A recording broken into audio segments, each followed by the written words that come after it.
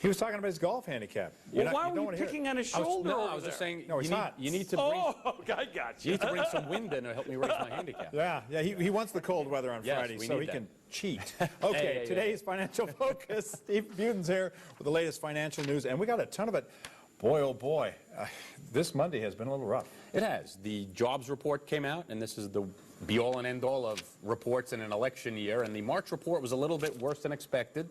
And now the debate is going to be, is this a one-off or is this part of a trend? This is the slowest it's been since last July. And I would think that, I'm hoping that at least that this is just a one-off. I think that the overall economy, we're still seeing signs of improvement, but we're going to keep our eye on it. I mean, we're hoping the report was better. You know, people see the stock market rising, and it actually is. And finally, the price of oil may be stabilizing, at least until we get into the summer months. Earnings season's coming up.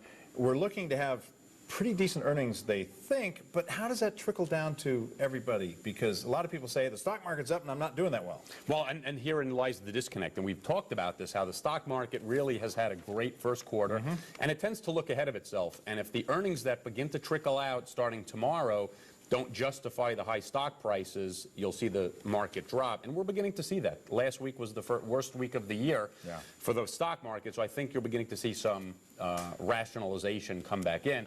But if the earnings are okay, that should translate into better jobs reports going forward. So hopefully, you can't have a bad jobs report with good earnings. They tend to walk hand in hand because companies will hire. Right, and the economy did gain some jobs in the quarter, but not as many in March per se as the pundits were expecting, the economists. And that's kind of given an unsettling thing. And now we find out that some of the job training funds are down. This is just amazing to me. Yeah, I'm not the biggest fan of government intervention, but here's one that I think most could agree on. This is the lowest amount that the federal agencies that help in job training have had. The amount of money going into training is going down, yet those of the largely long-term unemployed are going up. Just another disconnect here. Why the government doesn't add money to this one program is beyond me. I just can't understand it. Back to oil and natural gas, because that obviously fuels our economy at the moment. It does seem like, well, actually, in actuality, the price of oil is back down almost to $101 as last check. Natural gas is also down too, but it's becoming more, well, it's a lot more efficient and more popular. Yeah, and I threw this one out there because I was in California over the weekend, and I had the joy of paying $4.89 a gallon to fill up my car. $4.89. Near the coast, probably, right? On the coast, yeah, but still, doesn't matter. It was $4.89.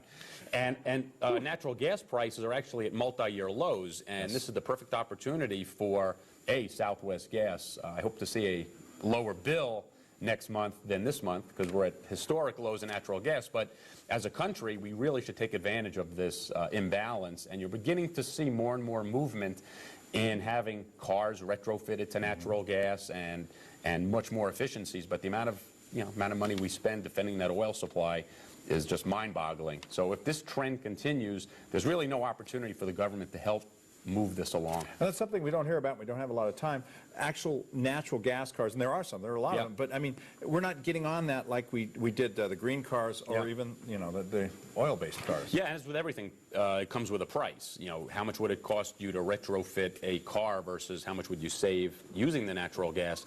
But all the projections I see are telling me that we have years, over 100-year supply of natural gas here, and the prices should remain low for a while. There's no reason why we can't pursue this. And that doesn't count a lot of still on the ground. Yes. Steve Budin, 8 handicap. It's any higher, he's cheating. Lisa?